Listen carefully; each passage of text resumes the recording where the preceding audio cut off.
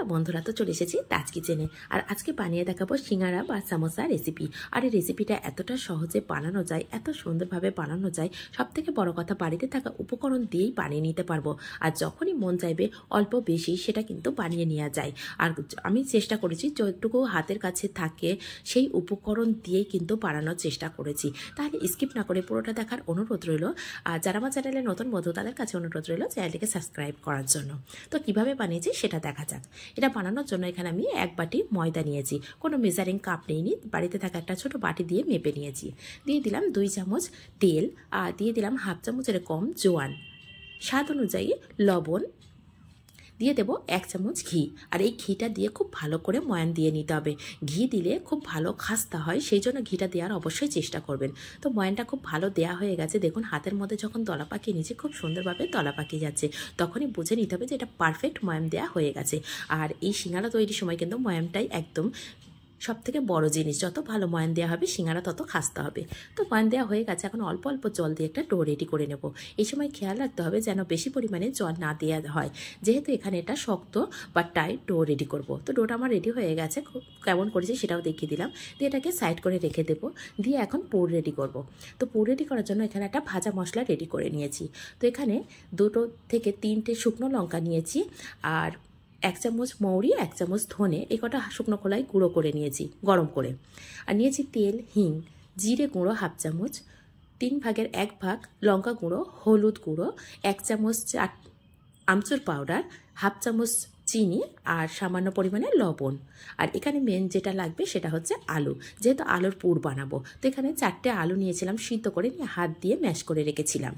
এদিকে গ্যাসের উপর একটা কড়া বসিয়ে দিয়েছি, দিয়ে দিলাম 1 চামচ তেল, তার মধ্যে দিয়ে দিলাম হিং, এখানে দিয়ে দেবো ভাজা মশলা, যে ভাজা মশলাটা রেডি করে রেখেছিলাম না, সেইটাই দিয়ে দিচ্ছি 1 চামচ। তো দিয়ে এটা কয়েক সেকেন্ড একটু নাড়াচাড়া করে নেব। নিয়ে এখন এর মধ্যে দিয়ে দেব 1 চামচ বেসন। আর এই বেসনটা কী কারণে দিচ্ছি সেটা কিন্তু সবশেষে বলে দেব। তো এই বেসনটা দিয়ে হালকা কয়েক সেকেন্ড ভাজা করে নিচ্ছি, যাতে করে বেসনের কাঁচা গন্ধটা একদম চলে যায় আর সুন্দর একটা গন্ধ আসে। তো এখানে আলুর পরিমাণটা বেশি আমার কাছে মনে হয়েছে যে মশলাটা কম লাগছে, সেই জন্য আরও হাফ চামচ যে লঙ্কা, মৌরি আর ধনে গরম করে ভাজা করে রেখেছিলাম সেটা দিয়ে দিলাম। আর এখানে দিয়ে দিলাম অল্প পরিমাণে কাঁচা লঙ্কা। কাঁচা লঙ্কাটা অবশ্যই বুঝে দেবেন, যেহেতু বাড়িতে বাচ্চা থাকলে সেক্ষেত্রে স্কিপ করে যেতেও পারেন। আর এখানে যে মশলাগুলো রেডি করে রেখেছিলাম সেই মশলাগুলো দিয়ে দিলাম। দিয়ে এখানে সামান্য ছোটো চামচে 2 চামচ জল দিয়েছি। জল দেওয়ার পরে দেখলাম মশলাটা একদমই শুকনো হয়ে গেছে, সেই জন্য এখানে পরিমাণ মতো প্রায় হাফ কাপ মতো জল আবারও দিয়ে দিয়েছি। যদি এই দলা পাকিয়ে গেছে সেই সময় যদি আলুটা দিই, সেক্ষেত্রে আলুর সঙ্গে দলা পাকিয়ে যাবে, মশলাটা সব জায়গায় যাবে না। আর এখানে লবণটা একটু কম মনে হয়েছে, সেজন্য সামান্য আরও একটু লবণ দিয়ে দিলাম। দিয়ে এখন মশলাটাও বেশ লিকুইড মতন হয়ে গেছে, সেই পর্যায়ে আমি দিয়ে দিলাম আলুগুলো। দিয়ে আলুর সাথে খুব ভালো করে মিডিয়াম ফ্লেমে রেখে ভাজা করে নিচ্ছি। আর এখানে দেখুন দিয়ে দিলাম কিছুটা ধনেপাতা কুচি।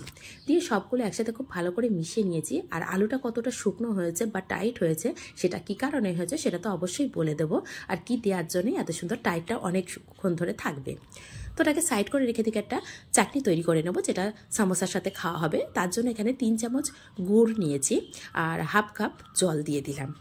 জল দিয়ে এর মধ্যে দিয়ে দেব 1 চামচ আমচুর পাউডার, হাফ চামচ বিট লবণ, আর দিয়ে দিলাম 3 ভাগের 1 ভাগ চা চামচের চিলি ফ্লেক্স, আর দিয়ে দিলাম হাফ চামচ কাশ্মীরি লঙ্কা। দিয়ে সব কিছু একসাথে খুব ভালো করে একটু মিশিয়ে নিয়ে দেখুন ভালোভাবে ফুটে গেছে। আর এটা মিডিয়াম ফ্লেমে রেখেই ফুটিয়ে নিয়েছি। যখন ফুটে গেছে এর মধ্যে 1 চামচ কর্নফ্লাওয়ার 2 চামচ জল দিয়ে আগে থেকে গুলে রেখেছিলাম সেইটা দিয়ে দিলাম। দেওয়ার সাথে সাথে এটাকে একবার মাত্র ফুটিয়ে নেব। ফোটানোর সঙ্গে সঙ্গে দেখুন এটা কতটা ঘন হয়ে গেছে আর কালারটা চেঞ্জ হয়ে গেছে। তো এটাকে সাইড করে রেখে দিয়ে এদিকে আটাটা দেখে নেব কী অবস্থা। তো আটাটাও এদিকে আগে থেকে কিন্তু অনেকটাই সেট হয়ে গেছে, সেটাকে নিয়ে নিলাম। নিয়ে আরও 1 মিনিট মতো একটু মেখে নিলাম।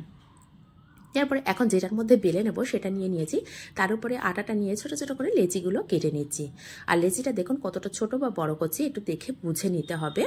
তো এখান থেকে একটা লেচি নিয়ে নিলাম, নিয়ে এখানে সামান্য একটু তেল দিয়ে বেলে নিচ্ছি। চেষ্টা করবেন তেল দিয়ে বেলার, তাহলে যে তেলের ওপরে আমরা ভাজা করব তেলটা কিন্তু নষ্ট হয় না। আর এর মধ্যে আটা দিলে তেলটা নষ্ট হয়ে যায়। আর কতটা মোটা বা পাতলা করেছি সেটা তো দেখিয়ে দিলাম।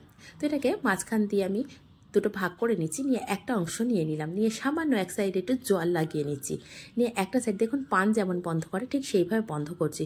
সমানে সমানে কিন্তু বন্ধ করছি না, কিভাবে বন্ধ করছি এইটি একটু খেয়াল করে দেখলেই কিন্তু যে কেউ বানিয়ে নিতে পারবেন। আর এটা একটু এক হাত দিয়ে আমি একটু চেপে দিচ্ছি যাতে করে যখন তেলের ওপরে দেবো না খুলে যায়। তো যে সাইডটা বন্ধ করছি সেটা কিন্তু আমার হাতের বুড়ো আঙুলের দিকে নিয়ে নিলাম, সেটা একটু খেয়াল করলেই বুঝতে পারবেন। আর এখানে ওপরের দিকে সামান্য একটা জল দিয়ে দিলাম, জল দিয়ে এটাকে বন্ধ করে দিলাম। তো এটা একটা রেডি হয়ে গেল। আর কত সহজেই রেডি হয়ে গেল সেটা তো দেখেই বুঝতে পারছেন। তো এইভাবে সবগুলো রেডি করে নেব। তো আপনাদেরকে আরও একটা খুব ভালো করে দেখানোর চেষ্টা করছি। তো এখানে আরও একটা লেচি নিয়েছি, আর লেচির পরিমাণটা কিন্তু আগের থেকে একটু বড়, যেহেতু সিঙ্গারাটা একটু বড় করে তৈরি করব।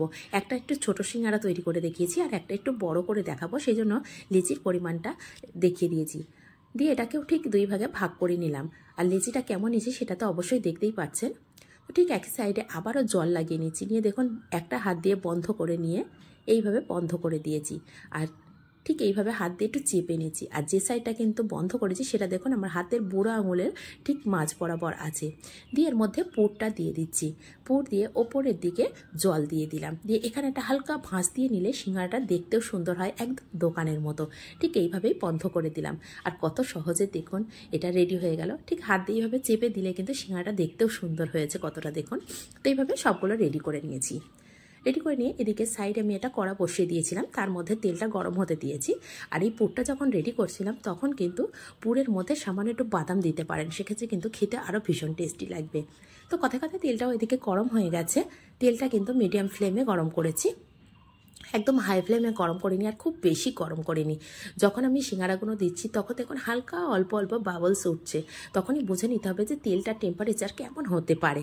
খুব বেশি হাই ফ্লেমে গরমও করিনি, আবারও খুব বেশি তেলটাকে গরম করে নিইনি। এই পর্যায়ে আমি সব সিঙ্গারাটাই দিয়ে দিচ্ছি। আর চেষ্টা করবেন সিঙ্গারাটা একসাথে অনেক কটাই দেওয়া, দিলে তাপমাত্রাটা ঠিক থাকবে তেলের, সেক্ষেত্রে ভাজাটা খুব সুন্দর হবে। আর ফ্লেমটা আমি মিডিয়াম টু লো রেখেই ভাজা করেছি, একদম হাই ফ্লেমে ভাজা করিনি। তো এটা যে যে কালার করতে চান সেই কালার করতে পারেন, যেহেতু মিডিয়াম টু লো ফ্লেমে ভাজা, এটা অনেকক্ষণ ধরেই খাস্তা থাকবে। আর ময়ান দেওয়াটার সময় খেয়াল রাখতে হবে, আর ময়ানটা যদি ভালো হয় পারফেক্টভাবে খাস্তা একদম রেডি হয়ে যাবে। সিঙ্গারাগুলো প্রত্যেকটাই খাস্তা হবে। তো আমার কাছে এই কালারটা খুব ভালো লাগছে, সেই জন্য এই কালার করেই আমি সবগুলোকে তুলে নিচ্ছি। তো এইভাবে খুব সহজেই কিন্তু বানিয়ে নিতে পারেন। আর কতটা খাস্তা হয়েছে সেটা কিন্তু দেখেও বোঝা যায় কিছুটা। তো এখানে যে সসটা রেডি করেছিলাম সেটা দিলাম, দিয়ে সিঙ্গারাগুলো রেডি হয়ে গেছে, এগুলো দিয়ে আমি সার্ভ করে দেখাচ্ছি। বিশ্বাস করুন ভীষণ টেস্টি হয়েছে, একবার হলেও বাড়িতে কিন্তু এইভাবে বানিয়ে দেখতে পারেন। আর এখানে আমি একটা বলেছিলাম যে কিভাবে আলুর পুরটা এতটা শুকনো হয়েছে, সেটা হচ্ছে বেসন দেওয়ার জন্য। যে বেসনটা দিয়েছিলাম না সেটার জন্য আলুর পুরটা খুব শুকনো হবে। আর এই শুকনো হওয়ার জন্য সিঙ্গারার ভিতরে কোনো নরম ভাব থাকবে না, সেই জন্য সিঙ্গারাটা অনেক সময় ধরে খাস্তা থাকবে। এটাই হচ্ছে টিপস বা ট্রিক্স বলতে পারেন একটা। তো এখানে কেমন লাগলো রেসিপিটা, যদি ভালো লাগে লাইক শেয়ার কমেন্ট অবশ্যই করবেন। তাহলে আজ এই পর্যন্ত, ধন্যবাদ।